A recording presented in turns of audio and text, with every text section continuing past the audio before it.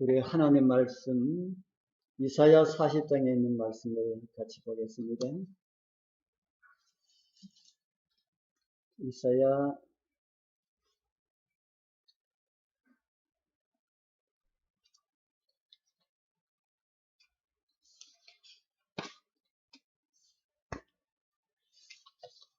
이사야 40장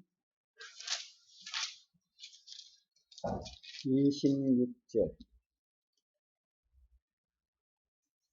이사야 40장 26절 우리 같이 읽어보겠습니다. 다 찾으셨습니까?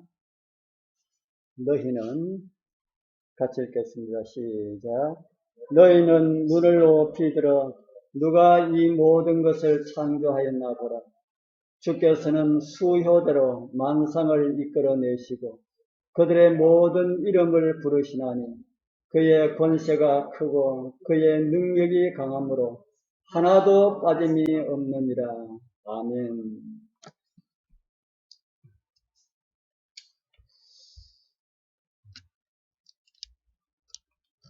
만물이 어디서 어떻게 나왔을까?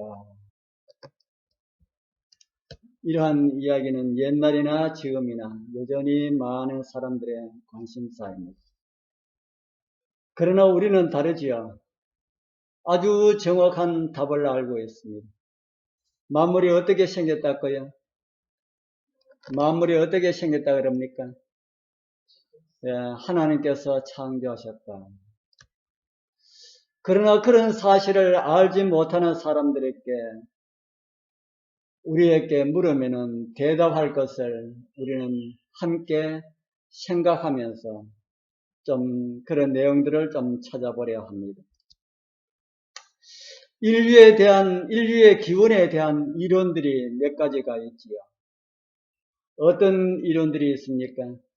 제가 보편적인 이론 3가지를 올립니다. 먼저 불가지론입니다. 그 다음에는 진화론이고요. 그 다음에는 우리가 믿고 있는 창조론이 있습니다. 이런 이론들은 어떤 것인지 대충 좀 살펴보고 결론적인 말씀을 드리도록 하겠습니다. 불가지론. 이 이론은 많은 사람들이 가지고 있는 이론입니다.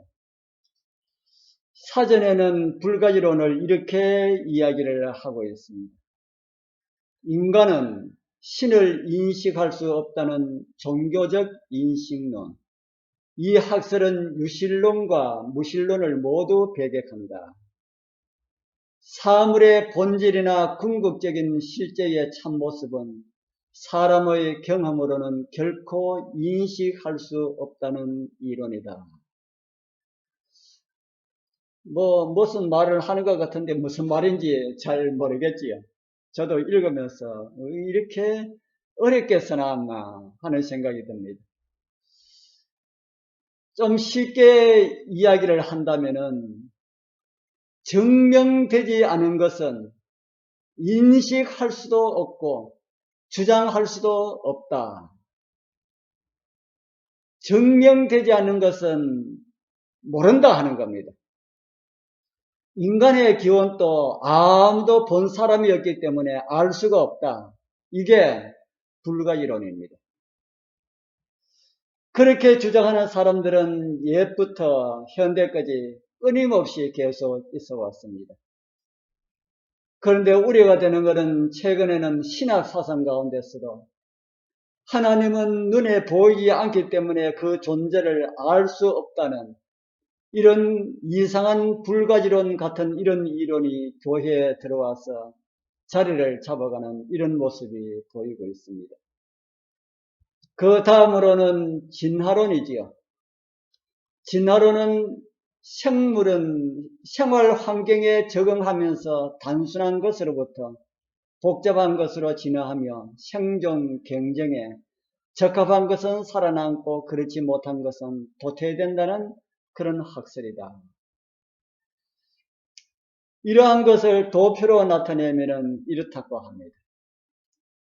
단세포 아메바가 무척추 생물인 히드라로 진화되고 그 다음 다시 고등 무척추 생물로 진화되었다가 간단한 척추를 가진 동물로 다시 진화되고 그 다음에 물고기와 같은 그런 생물로 진화되었다가 다시 양서류로 진화되고 하등 포유류로 진화되었다가 하등 원숭이로 진화되고 좀 더 나온 고등 원숭이로 진화되었다가 그 고등 원숭이에서 사람으로 진화되었다. 이렇게 주장하는 것이 진화론입니다. 그러고 보니 그들의 주장대로 하면은 우리 조상들이 참 많지요. 바로 위에 원숭이는 할아버지 뻘이 되고 개구리는 징조 할아버지 뻘이 되고 물고기는 고조 할아버지 뻘이 되는 그런 아주 어처구니 없는 이런 내용이 진화론입니다. 이것을 가지고 오늘날 세상의 사람들은 과학이라고 하지요. 성경을 통해서 볼 때는 참 어리석기 짝이 없는 그런 내용이지만은 이것을 가지고 과학이라고 주장하는 사람들이 얼마나 어리석습니까? 이 다윈은 자신이 종의 기원을 발표해 놓고 난 다음에 이 다윈이 자기가 기록한 책에 보면은 이런 내용이 종의 기원이라고 하는 책에 이런 내용이 있습니다. 다윈이 직접 기록한 내용입니다. 이번에 내가 발표한 이 대요, 종의 기원은 필연적으로 어떠하다 그럽니까? 필연적으로 불완전하다. 필연적이 뭡니까? 반드시 이건 불완전한 것이 당연하다는 겁니다. 나는 몇몇 기술에 대해서는 참고 문헌이나 근거를 여기에 제시할 수도 없었다. 나는 언제나 뛰어난 증거만을 믿으려고 주의해 왔지만은 물론 틀림없는 오류가 들어있을 것이다. 자신이 기록한 종의 기원에 무엇이 들어있다고 말합니까? 오류가 들어있다.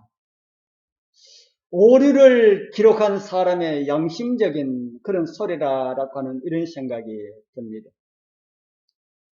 또 진화론의 모순을 살펴본다면은 진화론은 사실이 하나도 없다. 진화론은 뭐가 하나도 없다고요? 진화론은 사실이 하나도 없다. 그럼 다 무엇이라는 말입니까? 진화론은 사실이 하나도 없으면 다 무엇이라는 말입니까? 다 추측, 그리고 가정, 가설, 이런 것이다 하는 겁니다. 진화론은 사실이 하나도 없고 다 추측이고 가정이고 그럴 것이다 라고 하는 그런 내용이다 하는 겁니다.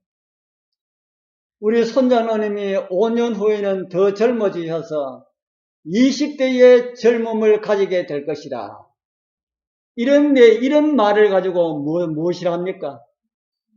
이런 거 되지 않는 말이지만은 이런 걸 가지고 추측이다. 그리고 가정이다. 그렇게 말을 합니다. 우리 장로교회가 5년 후에는 100명이 넘는 그런 신실한 성도들이 모여서 예배를 드리게 될 것이다. 이것도 뭡니까? 이것도 하나의 추측이지요. 진화론이 다 어떤 논리로 되어 있달까요? 진화론이 다 추측과 가설로 되어 있다. 추측과 가설을 가지고 오늘날 많은 사람들은 그것을 가지고 과학이라고 하지요. 추측과 가설을 가지고 과학이라고 주장하는 것은 그 자체가 모순입니다. 여러분들 과학이 무엇인지 아시죠? 우리 학생들, 우리 초등학교 때도 과학이 무엇인지 배우나? 예, 과학이 무엇이 과학이라고 그러지? 대답할 수 있겠어요? 과학은 이걸 가지고 과학이라고 합니다. 실험과 같이 검증된 방법으로 얻어낸 자연계에 관한 체계적인 지식 세계, 이런 것을 가지고 과학이다. 그렇게 말하는 겁니다. 그런데 진화론은 실험을 통하여서 검증된 그런 방법으로 얻어낸 것이 진화론에 있습니까? 없습니까? 실험을 통하여 검증된 것은 진화론에 하나도 없다. 다 무엇으로 되어 있다 그럽니까? 다 추측과 가설로 되어 있다. 과학으로서는 도저히 있을 수 없고 있어서 되지 않는 그런 추측과 가설로 되어 있는 그런 것을 가지고 과학이라고 믿고 있는 사람들이 많이 있지요. 이럼에도 진화론을 믿고 따른다는 것은 억측이 아니면은 사단의 마술에 걸려있는 것이 틀림없다고 볼 수밖에 없습니다. 진화론의 모순 하나를 또 말씀을 드리면은 우리 종의 기원 457쪽에 보면은 또 이런 내용을 다윈은 기록을 했습니다. 자연 도태의 이론에 의하면은 무수한수의 중간 형태가 존재한다. 왜 우리는 이들 중간 형태를 우리 주위의 모든 곳에서 보지 못하는가? 이게 무슨 말입니까? 사람이나 동물들, 이 생물들은 태어나서 죽을 때까지 다 단계들이 다 있다는 겁니다. 우리 기웅이가 우리 어릴 때에 우리 그 엄마 젖을 먹고 할 그럴 때가 있었습니까? 태어나자마자 쫓아다니면서 막 이렇게 걸었습니까? 기웅이가 태어나자마자 막 쫓아 걸었습니까? 아니면 누워서 응아응아하고 그럴 때 있었습니까? 우리 손자노님은 우리 기웅이만 했다가 갑자기 이렇게 연세가 이렇게 많아지셔가지고 이래 되었을까요? 그거 아니라는 것이요. 사람은 태어나서 죽을 때까지 다 뭐가 있다고요? 다 그 단계가 있다. 갓난 아기 때는 누워서 엄마 찌찌 먹고 주는 거 먹고 그러다가 이제 뒤집게 하고 이제 엉금엉금 기다가 걸음마 하고 또 학교 가고 또 청년기가 오고 결혼할 때가 오고 그리고 나이가 더 먹고 뭐 흰머리가 생기고 주름이 생기고 늙고 이런 모든 단계들이 있다. 일생을 살아가는 이런 고리들이 있다 하는 겁니다. 짐승도 마찬가지입니까? 짐승도 마찬가지지요. 식물들도 마찬가지입니까? 식물 심어놨는데, 고추를 심어놨는데, 모종을 심어놨는데, 그 전날 가보니까 벌써 커가지고 열매가 열렸더라. 이런 거 있습니까? 없습니까? 있을 수가 없다 하는 겁니다. 식물들도 다 그 단계가 있다. 씨앗을 심으면은 싹이 나고, 싹이 좀 더 자라면은 거기에 가지가 맺히게 되고, 잎이 나고, 꽃이 피고, 고추라는 열매가 열리고 하는 이런 모든 고리들이 고추의 일생에도 그런 고리들이 있다. 그런데 생태계에서 진화론을 주장하는 것에 가장 가까운 동물이 하나 있습니다. 동물이라고 할 수가 있는지 생물이라고 해야 되는지 있습니다. 진화론에 아주 가까운 이런 생물이 하나 있는데 무엇일까요? 주비가 좋아하는 것. 주비 좋아하지요. 이게 뭘까요? 이게 올챙이 알입니까? 개구리 알입니까? 올챙이 알이 아니고 개구리 알이지요. 이 개구리 알이 얼마의 시간이 지나면은 이렇게 변하지요. 이거는 개구리 알에서 부화된 올챙이인데 이 올챙이가 개구리가 더 가깝습니까? 물고기가 더 가까운 것처럼 보입니까? 꼭 물고기처럼 그렇게 보이지요. 그런데 이렇게 조금 지나다 보면은 뭐가 나오고요? 다리가 나오고 앞다리가 쑥, 뒷다리가 쑥 그런 노래처럼 다리가 나오다가 이렇게 개구리로 이렇게 되지요. 이것이 진화입니까? 이게 진화가 아니고 개구리의 생체 현상입니다. 그렇지요? 이런 개구리는 아래서부터 큰 개구리까지 모든 고리들이 다 있다 하는 겁니다. 그리고 원숭이도 새끼에서 어른 원숭이까지 고리가 다 있습니까? 고리가 다 있지요.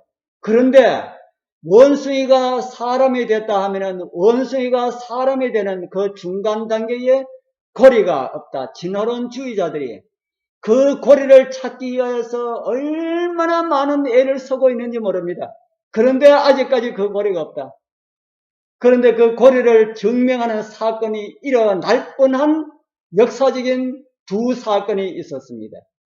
언제 제가 한번 말씀을 드렸지요. 하나는 시조새와 관련된 사건입니다. 무슨 새요? 시조새.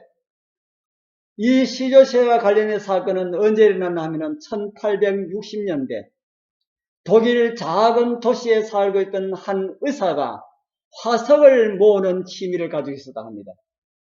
환자들이 돌을 가져오면은, 화석을 가져오면은 그냥 돈 안 받고 진료를 해주기 때문에 그 의사 주변에 있는 사람들은 아프면은 산에 가서 돌을 주워다가 화석이 생기면은, 있으면은, 아프면은 그 화석 가지고 이렇게 의사한테 찾아가서 의사는 그 화석 보고 또 진료해주고 돈 안 받고 이렇게 해줬다 그럽니다.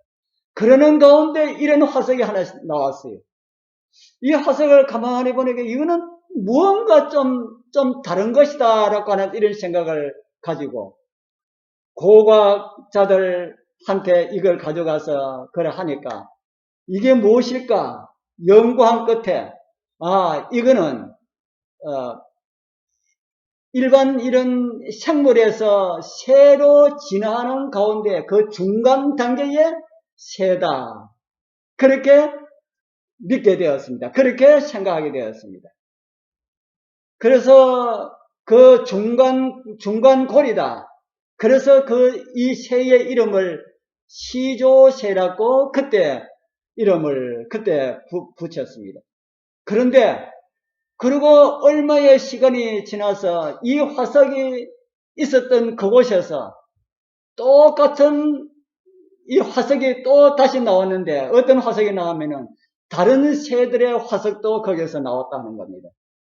그러면은 이 새가 다른 생물에서 새로 진화되는 그 중간 단계였다면은 새들이 있어야 됩니까? 새들이 한 마리도 없어야 됩니까? 새들이 한 마리도 없어야 되는데 다른 새들이 있었다라고 하는 것은 이 시조새라고 이름을 불린 이 새가 있을 당시에 이미 많은 새들이 있었다라고 하는 것을 알려주는 겁니다. 그래서 이 시조새는 시조새가 아니라 그냥 많은 새 중에 한 종류였다. 그렇게 고고학자들이 그렇게 또 다시 이해를 하게 되었습니다. 그래서 오늘날은 이 새는 공룡시대의 새 중에 한 새였다. 그렇게 알려지고 있습니다. 또 한 사건은 어떤 사건이냐 하면은 네브라스 카인의 치아라고 하는 그런 사건입니다. 이 그림은 미국 북부에 있는 한 주에서 고고학자들이 이빨 하나를 주었습니다. 고고학자들은 뭐 좀 특별한 게 있으면 그걸 가지고 연구를 하잖아요. 그 이빨 하나를 주었는데 그것을 면밀히 연구하고 하니까 이거는 사람 이빨도 아니고 원숭이 이빨도 아니다. 그래서 고고학자들이 어떤 결론을 내놓냐면 이거는 사람에서 원숭이에서 사람으로 진화되는 그 과정의 중간에 있는 그런 사람의 이빨이다. 이렇게 결론을 내립니다. 그래서 그 이빨 생김새, 이빨에 따라서 사람 얼굴 모양이 달라지는가 여러분 아십니까? 사람 이빨이 여러 개 되어 있다가 이빨을 다시 앞으로 조금 이렇게 더니가 되도록 이렇게 이빨을 해놓으면 얼굴 형태가 완전 달라져 버립니다. 그래서 그 이빨을 기초로 해가지고 사람을 그리는 것이 여기에 나오는 이 두 사람을 그렸습니다. 그 당시에 미국은 기독교 국가였기 때문에 학교에서 진화론을 가르치면 법에 걸렸습니다. 진화론을 가르치지 못하도록 했습니다. 그런데 초등학교 한 교사가 국가를 상대로 고소를 했습니다. 왜 무슨 고소를 했냐면은 왜 진화론을 가르치지 못하게 하는가? 아이들은 배울 권리가 있다. 바로 그 선생이 이 선생입니다. 존 스콥스라고 하는 사람인데 이 사람이 아이들은 배울 권리가 있다 해가지고 그 근거로 이 두 사람의 사전을 그 법원에 제출하면서 원숭이에서 사람으로 진화한 것이 아주 분명하거늘 왜 이런 것을 가르치지 못하게 하는가 하고 이렇게 했습니다. 그래서 그 재판이 미국에서는 원숭이 재판으로 알려지고 있다고 합니다. 그런데 이 재판이 지난 후에 수년이 지나고 난 다음에 그 이빨을 오랫동안 계속해서 연구를 해왔겠지요. 그 이빨은 원숭이 이빨도 아니고 사람 이빨도 아니고 산돼지의 어금니였다라고 하는 것이 밝혀졌습니다. 그래서 이것도 없는 것으로 되었다 하는 겁니다. 앞으로 얼마의 시간이 지나면은 이 원숭이가 사람 된 이 중간 단계가 나올까요? 언제쯤 되면은 이것이 증명이 될까요? 언제 되면은 이것이 증명이 될까? 한 10년 정도 있으면 증명이 될까요? 아니면 한 50년 정도 있으면 증명이 되겠습니까? 예수님 오실 때까지, 이 세상의 종말이 올 때까지라도 이거는 증명이 될 수가 없다. 왜요? 예, 하나님께서 사람을 창조하셨기 때문에. 하나님께서 사람은 사람으로 만드시고 원숭이는 원숭이로 만드셨기 때문에 그런 일은 있을 수가 없다는 겁니다. 다윈이 진화론을 발표하고 난 다음에 얼마 후에 멘델이라고 하는 사람이 멘델의 법칙이라고 하는 이론을 발표하였습니다. 바로 이 사람이지요. 이 유전 법칙과 관련된 논문을 발표해서 많은 사람들을 깜짝 놀라게 한 사건이 일어났지요. 이 멘델은 이 법칙을 발표하기까지 7년이나 연구했답니다. 그 당시는 유전학이 아주 어두웠던 그런 시기지요. 이 멘델은 완두콩을 가지고 실험하였답니다. 처음에는 완두콩을 가지고 동그란 완두콩하고 길쭉한 완두콩하고 교배를 하면은 어떤 모양이 나올까? 파란 콩하고 노란 콩하고 교배를 하면은 어떤 색깔이 나올까? 이런 내용을 7년이나 연구를 했다. 그래서 연구를 하고 난 다음에 결론적으로 어떤 결론을 내렸나 하면은 어떤 것이라 할지라도 종의 이동은 있을 수가 없다. 같은 종에서 노란 콩이 나오고 파란 콩이 나올 수는 있지만은 콩에서 뭐 열매 있는 거 뭘 하면 되겠습니까? 콩에서 팥도 같은 종류 아닙니까? 하여간 콩에서 다른 어떤 벼라든지 어떤 이런 것이 될 수가 없다. 이런 결론이 내렸다는 겁니다. 그래서 원숭이는 원숭이를 놓고 사자는 사자를 놓고 곰은 곰을 놓고 사람은 사람을 놓지 사람이 원숭이 되고 원숭이가 사람이 되는 이런 종의 이동은 있을 수가 없다라고 그렇게 주장을 하였습니다. 이렇게 어리석은 사람들의 이론이 있을 것을 아시고 하나님께서 바울을 통해서 이런 말씀 주셨지요. 로마서 1장 21절 23절 우리 이제 같이 한번 읽어보겠습니다. 시작. 하나님을 알되 하나님으로 영화롭게도 아니하며 감사치도 아니하고 오히려 그 생각이 허망해지며 미련한 마음이 어두워졌나니 스스로 지혜 있다 하나 우준하게 되어 썩어지지 아니하는 하나님의 영광을 썩어질 사람과 금수와 버려질 형상의 우상으로 바꾸었느니라. 오늘 진화론을 꼬집어서 말씀하신 것 같다는 이런 생각이 들지 않습니까? 진화론이라고 하는 이론이 일어날 것을 하나님께서 다 아시고 이런 것을 기록하게 하셨다라고 하는 이런 생각이 듭니다. 스스로 지혜 있다고 하는 사람들이 우준하게 되어서 하나님의 영광을 무엇으로 바꿨다 합니까? 버러지, 금수, 아메바, 이런 원숭이, 이런 것으로 바꾸었다.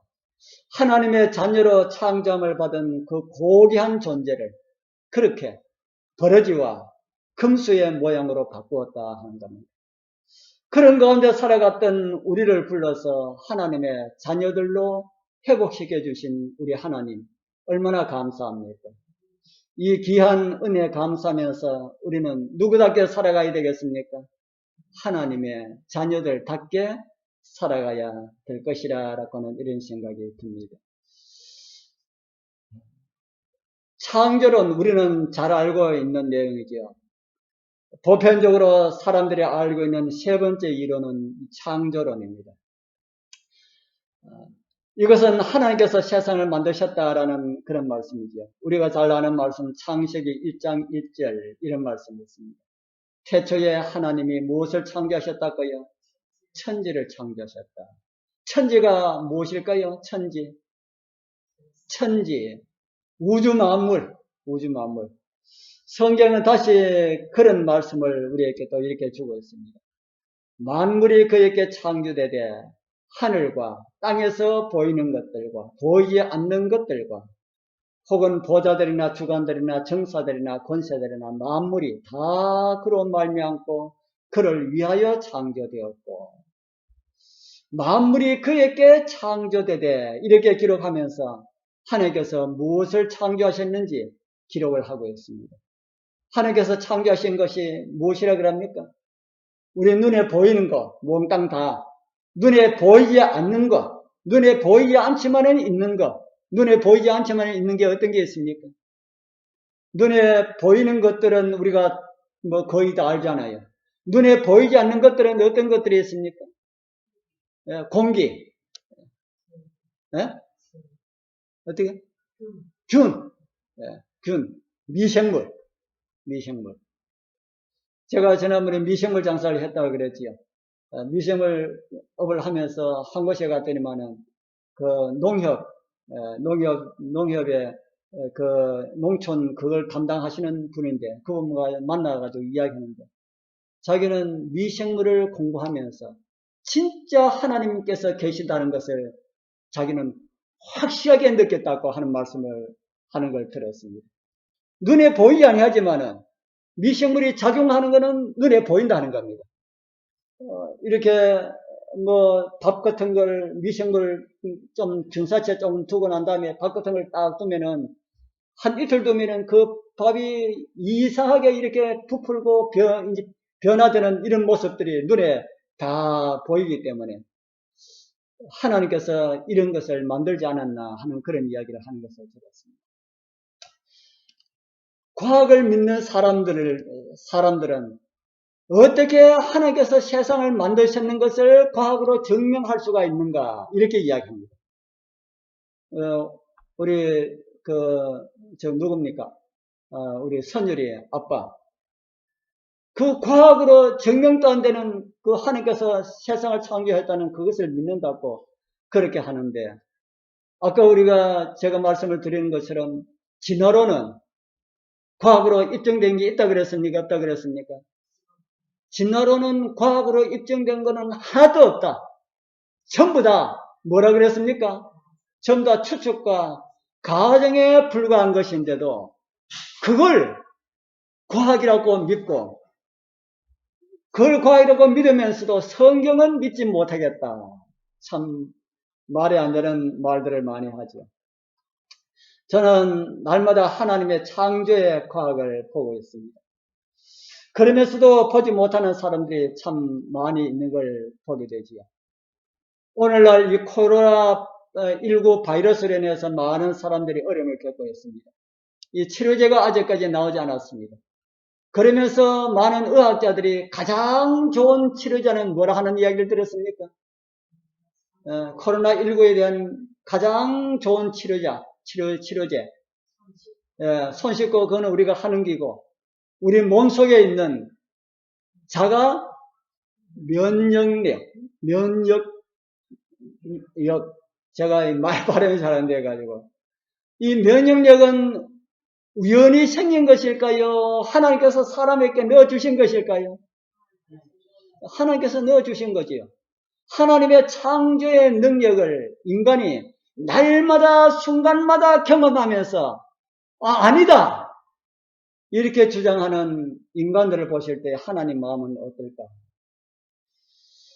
저희들 군위에 가서 보니까 군위에는 자도나무가 참 많더라고요. 전부 자도나무입니다. 그래서 한 분이 저희들 보고 자두밭을 줄 테니까 묵히지만 말고 마음대로 농사 지어가지고 먹든지 따서 팔든지 마음대로 하라고 그러더라고요. 그래서 욕심이 나가지고 한번 해볼까 해가지고 밖까지 갔는데 아이고 하지 말자 하다가 괜히 골병든다. 그래서 가지 않았습니다. 그전에는 사과나무가 많았다고 하는 이야기를 들었습니다. 대초밭을 크게 하신 분들도 있고요. 경산과 영천에는 어떤 밭이 많습니까? 포도가 많지요. 전국의 포도의 70%가 영천에서 나온다라고 하는 이야기를 들었습니다. 우리 장류에는 어떤 과일이 유명합니까? 예? 단감. 그런데 단감, 대추, 자두, 사과, 포도 이 열매를 맺게 하는데 제일 많이 들어가는 재료가 무엇일까요? 퀴즈. 이 열매들을 맺게 하는데 제일 많이 사용되는 재료 무엇일까? 예? 예, 물입니다. 물 제일 많이 들어갑니다. 그런데 한번 보십시오. 똑같은 물을 먹었는데 과일 맛이 다 똑같지요. 대추 맛하고 감 맛하고 사과 맛하고 포도 맛하고 자두 맛하고 다 똑같지요. 다 달콤하고 다 똑같은 것 같습니까? 다 달라요. 왜 다릅니까? 똑같은 물 가지고 이런 걸 먹으면서도 보면서도 하나님의 창조에 대해서 모른다라고 하는 거 참 우리가 먼저 알기 때문에 그런 생각이 드는지 몰라도 참 우리는 이런 것을 볼 때마다 하나님의 창조의 능력을 우리는 늘 그렇게 보고 느끼고 그렇게 살지 않습니까? 그런데 그걸 느끼면서도 모른다는 겁니다. 자, 우리의 호흡 참 중요하지요. 4분만 호흡 정지하면은 죽는다 그럽니다. 그렇게 중요한 호흡, 제가 지난번에 하루에 호흡을 몇 번 하는가라고 하는 것을 이야기하다 제가 잊어버렸다 그랬죠. 오늘 여기에 나오네. 동의보감에 보면은 이런 내용이 나옵니다. 동의보감. 사람이 밤낮 하루 동안에 호흡을 몇 번 한다 그럽니까? 제일 밑에 13,500번. 13,500번의 호흡을 한다.